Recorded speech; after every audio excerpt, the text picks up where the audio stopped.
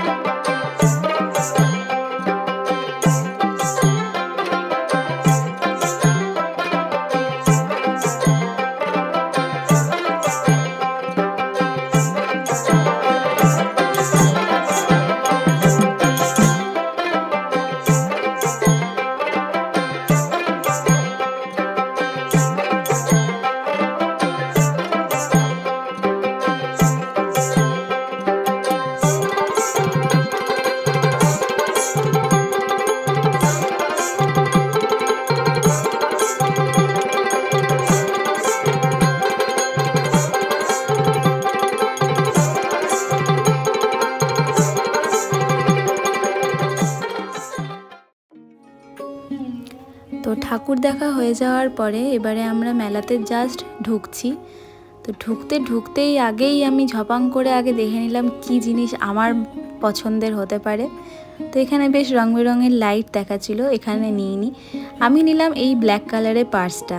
আমার একটা সবসময় বেরোনোর জন্য পার্সের খুব দরকার ছিল, তো যা না দেখা তখনই নেওয়া। মেলাতে জিনিস কিনতে কার না ভালো লাগে, আর বিশেষ করে আমি তো মনে হচ্ছে যখনই কিছু কেনার সুযোগ পাই আমি কিনতে থাকি, আর তার জন্য আমি বিশাল ঘরে গালও খাই। তো তা বলে এই নয় যে আমি বোমবাস্টিং বিশাল কিছু কিনি, একদম ছোটোখাটো জিনিস, কিন্তু আমার নেশা আছে টুকটাক জিনিস কেনা। আর মিঠি চারিদিকে দেখে খুবই একদম অবাক হয়ে যাচ্ছিল, ওর খুব ভালো লাগছিল। এখন যেহেতু একটু বড় হয়েছে, কিছু জিনিস বুঝতে পারে, তাই ও এনজয়ও করেছে খুব। ওরও টুকটাক খেলনা নেওয়া হয়েছিল, যেগুলো এডুকেশনাল টাইপের খেলনা, সেগুলোই ওর জন্য নেওয়া হয়েছে, যেগুলো ওর কাজে দেবে। আর আমি এখানে চলে এসেছি কী কী সাজার জিনিস পাওয়া যায়, কারণ বাজারে এত ধরনের স্টক থাকে না। মেলাতে বিভিন্ন ধরনের স্টাইলের স্টকগুলো থাকে, যেগুলো আমার খুব ভালো লাগে। তো এখানে আমি নিয়ে নিয়েছিলাম কটা সিলভার মানে oxidised jewellery.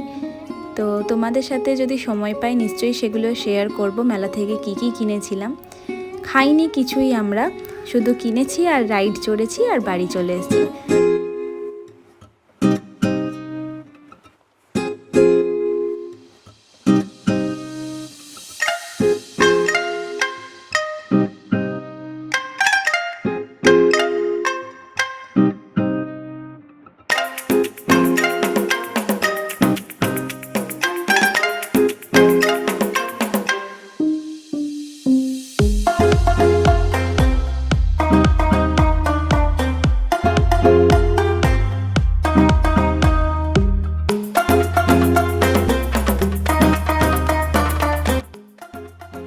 Mithi first time কোনো রাইডে চড়ছে নিজে নিজে।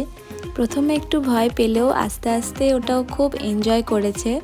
প্রথমে একটু ভাবছিল ভয় লাগছে, নেমে যাব, একটু কাঁদো কাঁদো হচ্ছিল, কিন্তু আস্তে আস্তে যখন দেখছে আরও অনেকগুলো বাচ্চা ওর সাথে চড়েছে, বেশ মজাই পাচ্ছিল। তো এগুলোই লাইফের ছোট ছোট স্মৃতি ওকে ঘিরে আমাদের দুজনের। আমরাও আমাদের শৈশবটা ওর মধ্যে দিয়ে দেখতে পাই।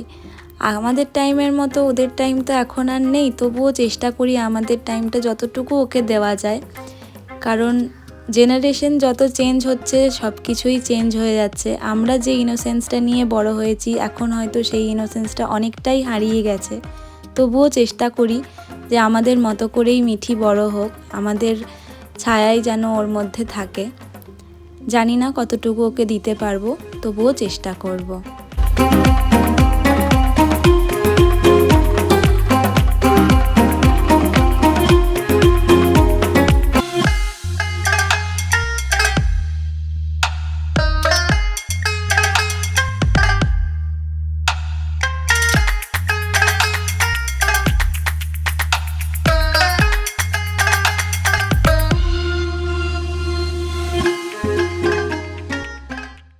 তো এবারে আমাদের দুজনের পালা। মিঠির পরে আমরা দুজনেও নিজেদের শৈশবের স্মৃতিগুলো একটু ঝালিয়ে নেওয়ার সুযোগ পেয়ে গেছি, তাই আর ছাড়িনি। সেই ড্রাগন ট্রেনগুলো যখনই মেলা বসতো তখনই আমরা চড়তাম, আবার আমরা দুজনে মিলে সেরকম চড়েছি। বিয়ের আগে হয়তো খুব রেয়ার চেপেছিলাম দুজনে একসাথে, কিন্তু এখন বেশ মজাই লাগছে। এই সুযোগটা এখন আরও বেশি ভালো লাগছে, কারণ আস্তে আস্তে বুড়ো হচ্ছি তো, তাই শৈশবটা বেশি ভালো লাগে। শৈশবে তখন শৈশবটা ভালো লাগতো না হয়তো, এরকম হয়তো সবারই মনে হয়, আমার মতনই।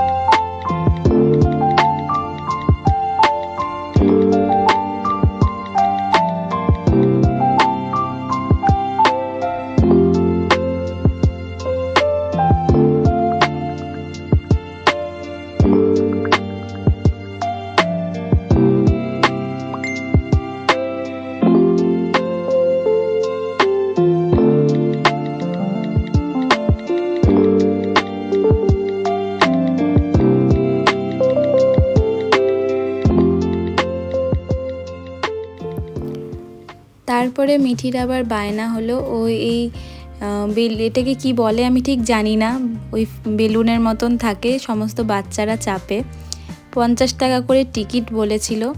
মিঠি চেপে নিয়ে বলছে আমি আর চাপবো না, মানে ও ভয় পাচ্ছে একা একা চাপতে, কিছুতেই চাপবে না। অনেকক্ষণ দাঁড়িয়ে থাকার পরে লাস্টে ওখানের যিনি ছিলেন এটার ইনচার্জে, তাকে বলাতে সে আমাকে চাপার পারমিশন দিল।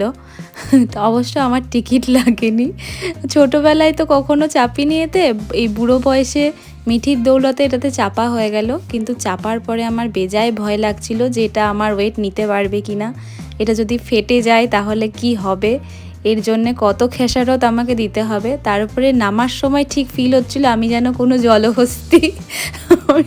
এত হেসেছি লাস্টে নেমে, আর অভি এত মজা উড়িয়েছে, বারবার বললাম যে এই ভিডিওটা করো না, আমাকে লোকে দেখে হাসবে, তবুও করলো, এত বদমাশ।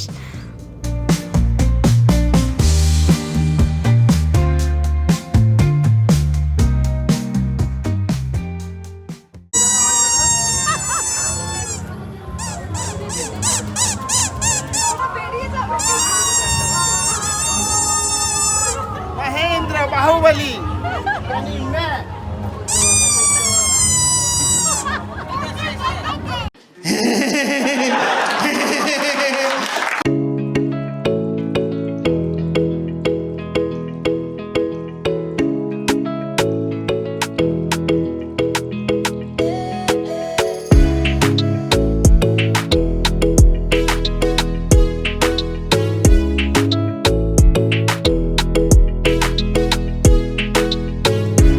সব শেষে বেশ মন খুশ করে এবারে চললাম আইসক্রিম খেতে খেতে বাড়ি। কালী পুজো এইভাবেই আমাদের পেরোলো। পাড়ার কালী পুজো যে ঠাকুরটা করেছে সেখানে এসে আবার একটু ল্যাদ খেলাম, মিঠি আর একটু ঢং করলো, বদমাশি করলো, এইসব করেই আমাদের কেটে গেল দিনটা। তো চলো টাটা, বাই বাই।